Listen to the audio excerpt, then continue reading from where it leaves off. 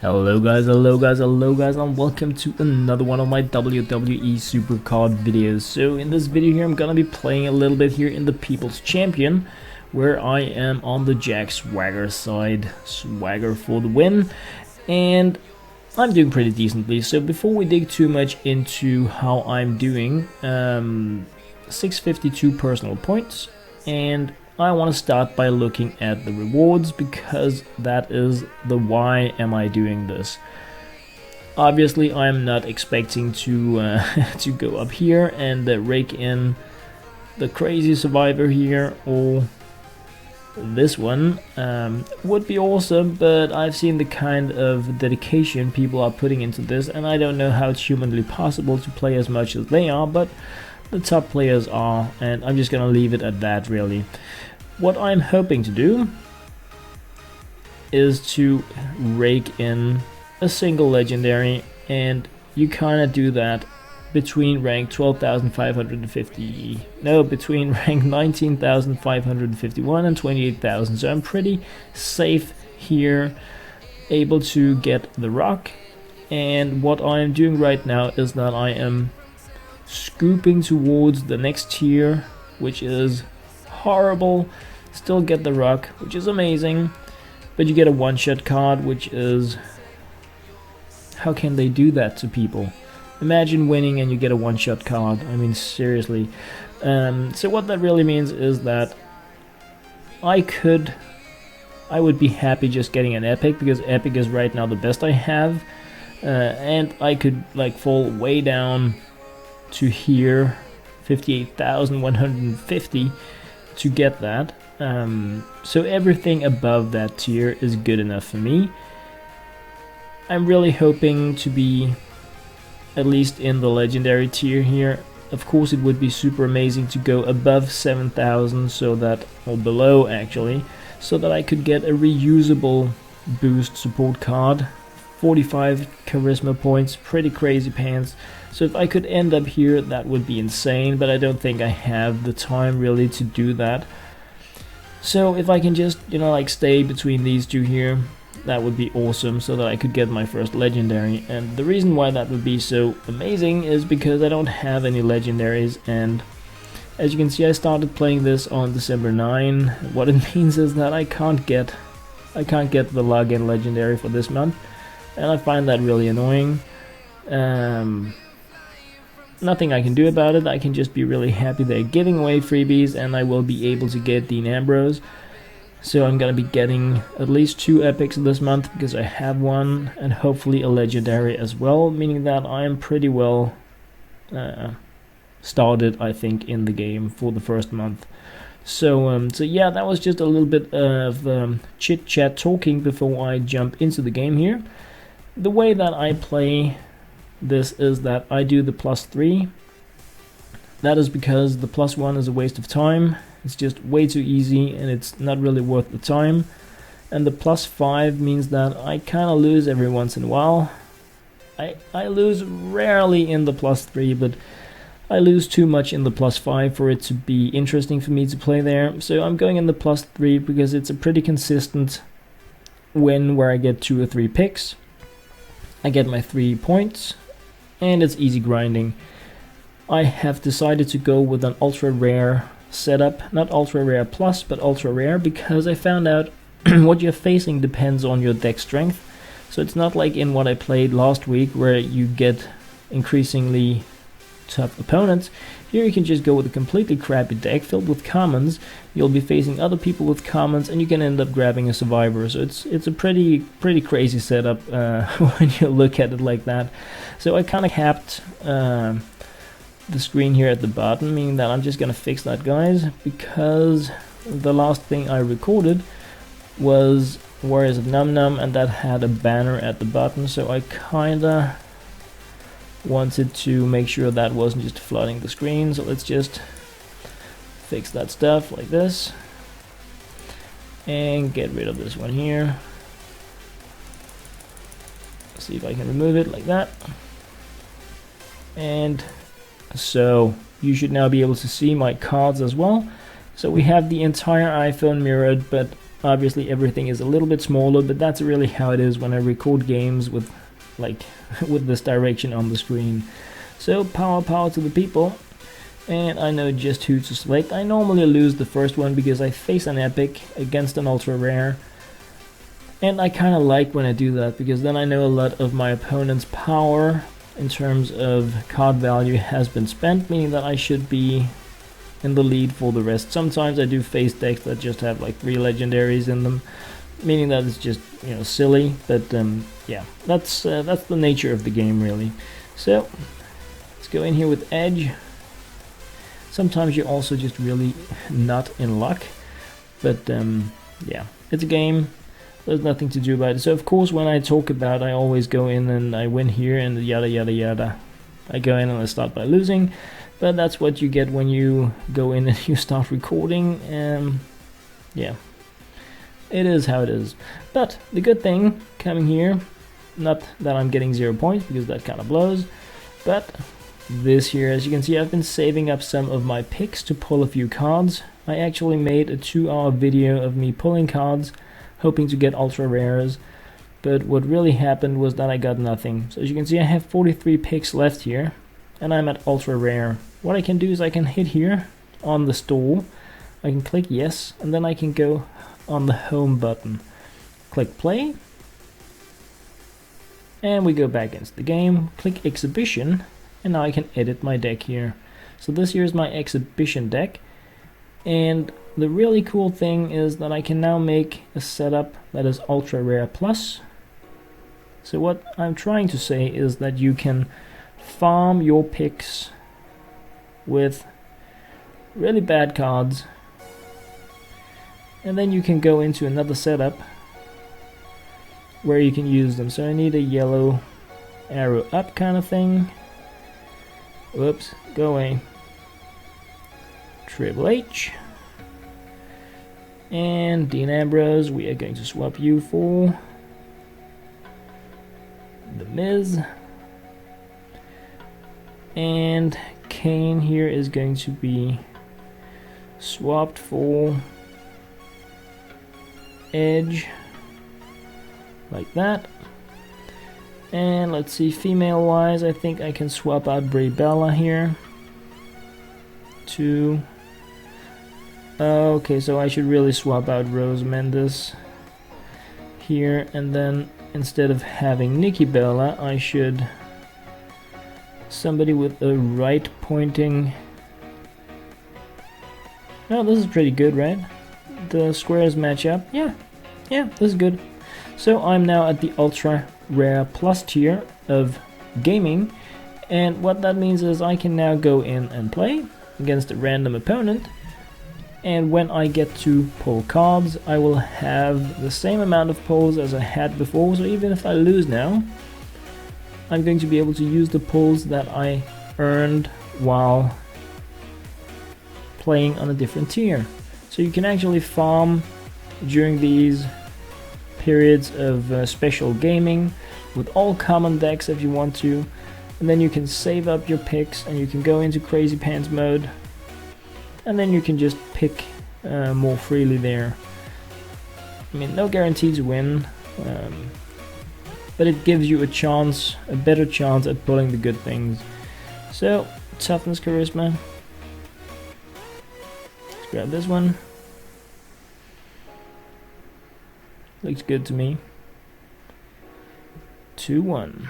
Right on. So obviously I'm not getting my 3 points towards the people's choice kind of thing here, but now I have 45 picks and a higher chance at pulling an ultra rare card, and that's always nice. I mean, like I said, no guarantees, but there is a higher chance, and I guess that's really the best you can do in terms of trying to grind more efficiently. So a rare, which is never good to see anymore. I kinda only want to see the ultra rares. The super rares, I'm also starting to just, use those to boost up the others when I get them. So it's a bit... This game is designed really so that I feel very stuck on the tier, making it a game where you really want your login rewards or your special gaming period rewards. If you're not into buying cards for money, and I'm not really. So so it's getting the good cards like this is pretty freaking rare. I can only imagine how it is once you reach the survivor tier and you're just hoping to pull that survivor, and you're just getting common and rare and super rare, and it's just like, come on, give me something I can use. And you're playing for hours and you're getting nothing. But I'll be there someday. I'm expecting February like at latest, but we'll see. Depends on, I mean, if the game continues to feel this fun to me, then obviously I'm just gonna keep crushing it. And I'm thinking if I can start raking in that legendary card, it would be like the best way for me to move towards playing it even more. It's just more fun when you have good cards, I think. Even though losing once in a while kind of also makes the game a bit fun, if you know what I'm saying. So that was what I got out of that. So not much, but I just wanted to showcase you guys that I found out you can pull your cards like this and kind of give yourself an advantage in terms of your chance at getting something better. So obviously I didn't succeed in doing that, but that is really just how hard it is to pull these good cards from the gaming. You guys may also have noticed that I had some of those like boosts that give you double points when you're doing this, and I'm just saving those up. I don't really feel like there is... What? No, it's using my exhibition deck here. What's going on? That's freaking annoying. I thought I had a unique deck for this. Oh well, guess we're just gonna be crushing it with this. At least for now, since I'm too lazy to go in and change it, unless I'm just going to lose, then I guess I'm just gonna do that. The reason why I originally made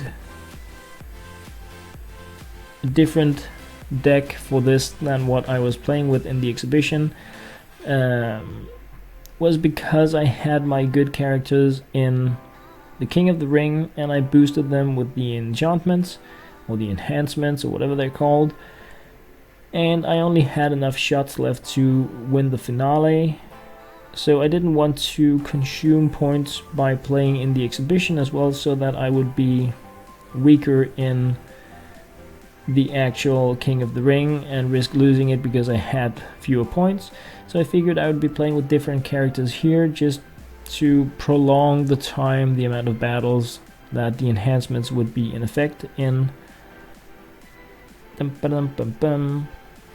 Yeah, in the King of the Ring. And it worked out nicely, since, as you guys may have seen in my most recent video from WWE Supercard Gaming, I did win that, so yeah, that was good.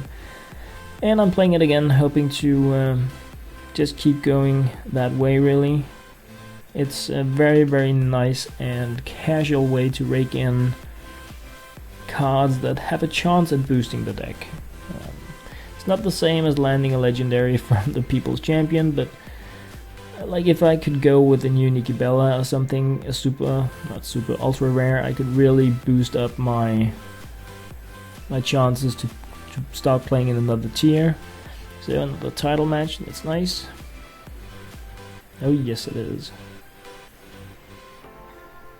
So it is a very grindy game, and you guys may know that I really like grindy games. That is of course one of the things that really turned me on here. Have super sexy lady images, and I have a game that is amazingly grindy, so I'm like, this rocks. Plus there is the whole collectors thing. The only thing I have found out in this game that really kind of ticks me off is the fact that I am limited to playing with a collection of 150 cards. I'm like, that's just stupid. It's so annoying because I hit that mark all the time, and then I need to go in and sacrifice stuff to improve other cards that I'm not even playing with. So I find that like majorly annoying, but not enough for me to not like the game. I'm pretty hyped about the game, so it's just like, why would you do that? Why not just allow me to have a massive collection? I mean, I have a collector's gene, guys. I need to collect. So 17,211. So there's a huge amount of gaming needed if I were to aim for the 7,000 area. You can actually see here in the leaderboard how silly people are playing. So if you swap to the top ranking here, I mean, we're talking 2 days of gaming time, maximum of 10 points per game. Top player has 13,000. Yeah, that's a lot of gaming. These guys are really crushing it like crazy. Whoa, that's a sick image. Anyway, just to check out the amount of points required for the 7,000 tier. Oh, I cannot do that here. Come on. Can I do it here? No. Why can I not do it here? How do I check that out? I hit leaderboard. Is it really so silly that you cannot see the amount of points required for a given tier with the current player ranking? So apparently I cannot even see what I should aim for based on what people have been playing the first half, but I think a great deal of dedication would be needed in order to reach the 7,000. I'm not going to be aiming for it. Would be amazing, but not gonna happen is what I'm thinking.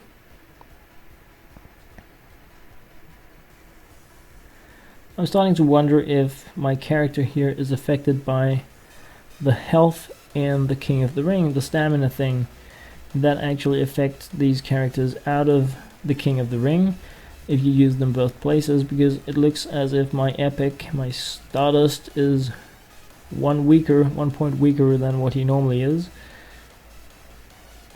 So that would be an interesting twist if you play with like fatigued characters outside King of the Ring because they are fatigued in there. So I think I'm just gonna be clicking on him now to find out if it is in effect outside the ring as well. But let's just grab a card here and one here and proceed, play. So let's see. Stardust. Okay, I cannot click here. Improve. 479. Things are going on. Stamina 73 out of 81. So it could be that I'm penalized right now for playing with characters in there. That's a bit silly. But okay, that's how it is. So I'm thinking, guys, I'm just gonna go in for another battle here, just a single more, now that I'm in here. And then it is gonna be pretty much it from here in terms of my WWE Supercard gaming, because mostly I just play this casually, like while I'm on the bus and stuff like that. It is a pretty addicting game that is open way too much on my iPhone, and I could just sit here for hours playing it, but I don't really have the time for it right now. But I kind of just wanted to share more than just another King of the Ring update with you guys to get your tips, tricks and ideas, because I know a lot of you are much more experienced than I am. I have like 10 days on this game, so it's not that much, but I'm getting better. So anyway, guys, that was pretty much it from here. As always, thank you very much for watching.